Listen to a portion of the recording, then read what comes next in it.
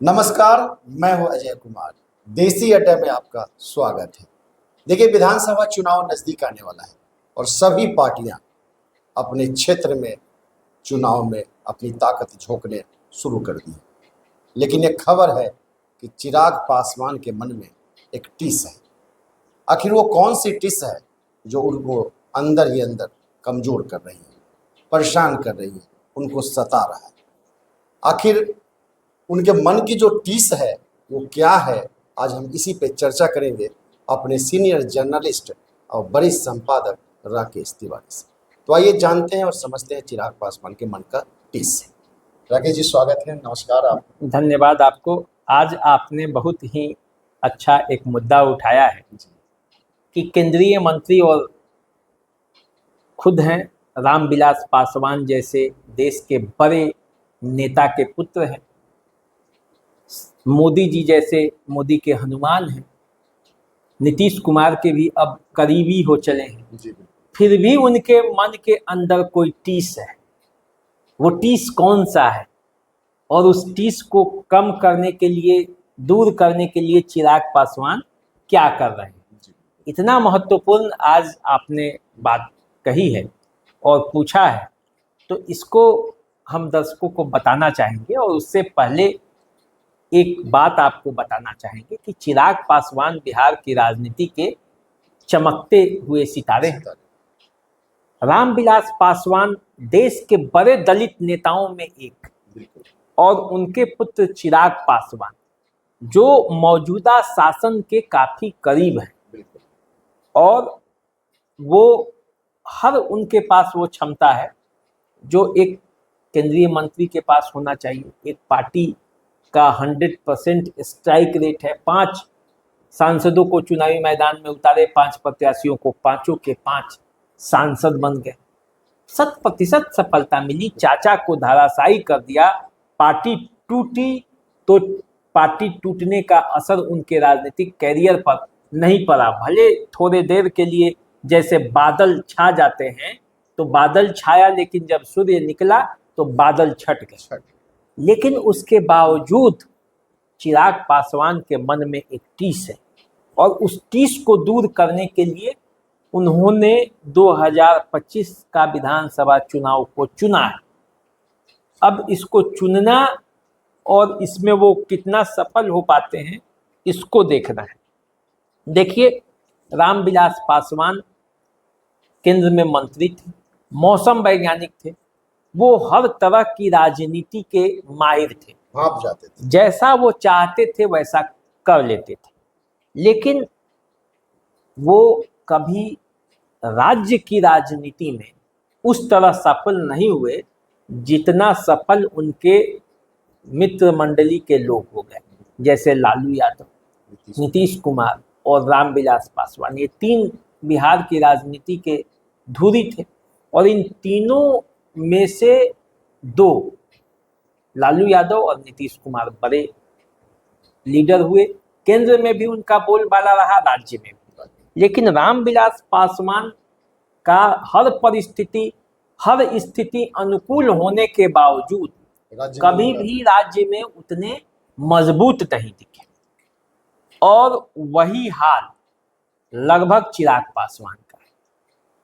चिराग पासवान कभी भी केंद्र की राजनीति में तो मजबूत है, जब से वो राजनीति में आए हैं। सांसद का जहां जहां से चुनाव लड़ा, जीते, अपने पार्टी के सदस्यों को जिताए। लेकिन जैसे ही विधानसभा चुनाव आता है, विधानसभा चुनाव में उनका सारा परफॉर्मेंस खुश हो जाता है। जिस तरह से इधर 100% स्ट्राइक से जीतते हैं, उसी तरह वो लगभग 0% से कुछ ज्यादा स्ट्राइक रहता है। तो आखिर ये क्या कारण है? और यही टीस जो है वो चिराग पासवान के मन में है। अब देखिए, उसका कारण भी है। अब देखिए, मैं बताता हूँ बारी बारी से। चिराग पासवान के पहले रामविलास पासवान जब पार्टी का गठन किए, तो 2005 के फरवरी में एक चुनाव, वो लोजपा के विधानसभा चुनाव का सबसे बेहतर परिणाम उसी में आया। आरजेडी के वो खिलाफ चुनाव लड़े थे और 29 सीट लाए थे। और तभी उन्होंने कहा था कि सत्ता की ताला की चाबी उन्हीं के पास। ताला तभी खुलेगा जब चाबी मैं खोल उसमें दूंगा। घुसेगा और वो खोलेंगे।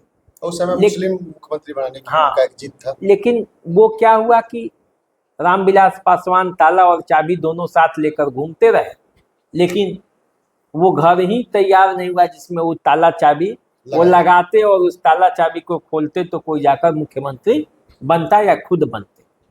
राष्ट्रपति शासन लागू हो हाँ, गया याद है मुझे, और- राष्ट्रपति शासन लग गया था। और फिर नवंबर में चुनाव हुआ। जी। तो जब नवंबर में चुनाव हुआ तो पार्टी का परफॉर्मेंस 29 से घटकर 10 हो गया। अब ताला चाबी जो है वो मिला नहीं, वो ताला चाबी बंद रह गया।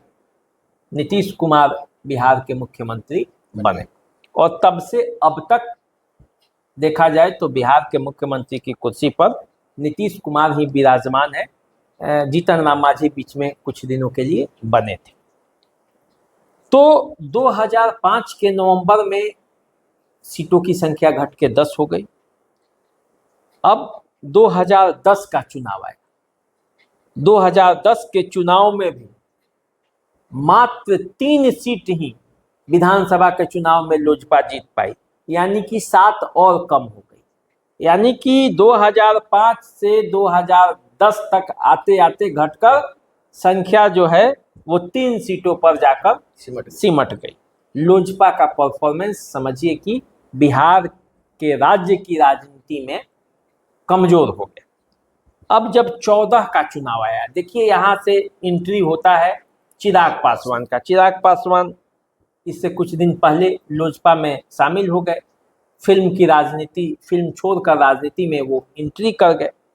सीधा एंट्री किया और कहा कि अब इसी में कैरियर बनाना है। तो 14 में वे चिराग पासवान रामविलास पासवान को आरजेडी कांग्रेस से दूर हटा के नरेंद्र मोदी के साथ जोड़ दिया और पार्टी ने बेहतर परफॉर्मेंस किया। 7 सीटों पर चुनाव लड़ा और 6 सीटें जीत गए। 6 सीटों पर विजयश्री मिली। अच्छा परफॉर्मेंस था। तो केंद्र की राजनीति में उस समय भी बेहतर परफॉर्मेंस किया लोजपा ने।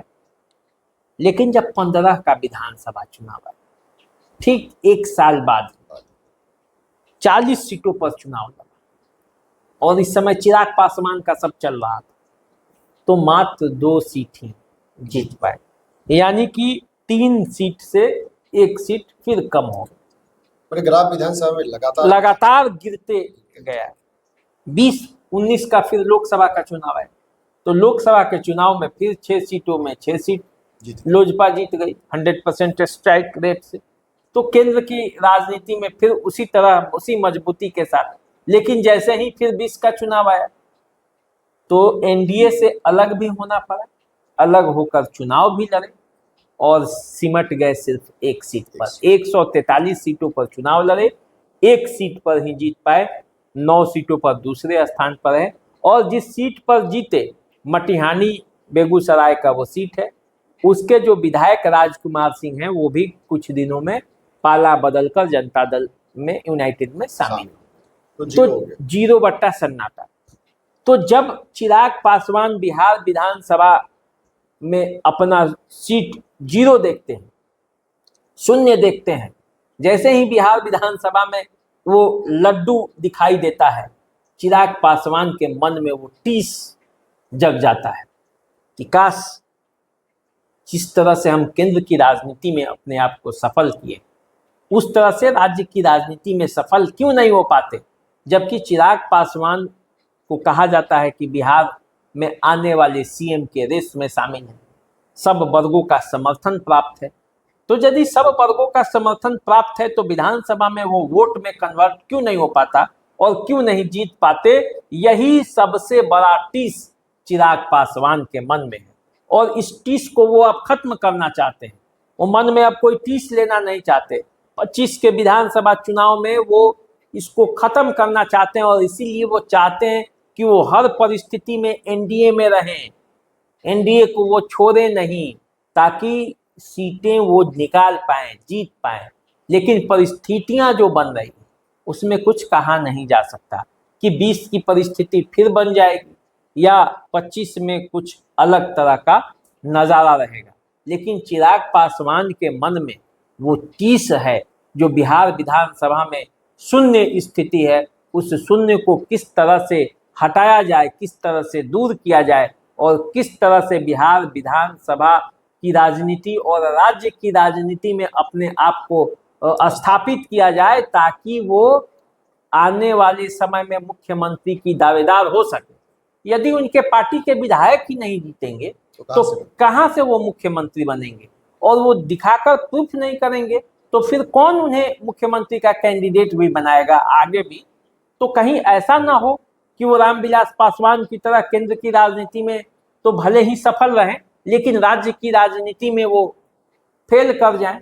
यही चिंता और यही टीस चिराग पासवान के मन में है जिसे वो दूर करना चाहते हैं। तो अभी आप सुन रहे थे राकेश जी से चिराग पासवान के मन की टीस। रामविलास पासवान जो केंद्र की राजनीति में सफल तो हो गए लेकिन राज्य की राजनीति में उनका भी परफॉर्मेंस कुछ ऐसा ही रहा। वही टीस चिराग पासवान के अंदर आज सता रहा है। ये भी केंद्र की राजनीति में 100% के साथ सफल हैं लेकिन राज्य की राजनीति में आज भी ये संघर्ष कर रहे हैं और जनता इन्हें अभी भी केंद्र की राजनीति में ही सर्वोपरि मानती है। चिराग पासवान के अंदर सारे गुण हैं, मुख्यमंत्री बनने से लेकर सारा जातियों को, सारे गणित को, सबको एक साथ साधने का। फिर भी ये मुख्यमंत्री बनने के लिए इन्हें अपने विधायकों को जीत के लाना पड़ेगा। तो आप देखिए इस विधानसभा में क्या करामात करते हैं और अपने अंदर की जो टीस है इसको कैसे समाप्त करते हैं। इंतजार कीजिए, हम दोनों का नमस्कार स्वीकार कीजिए। नमस्कार।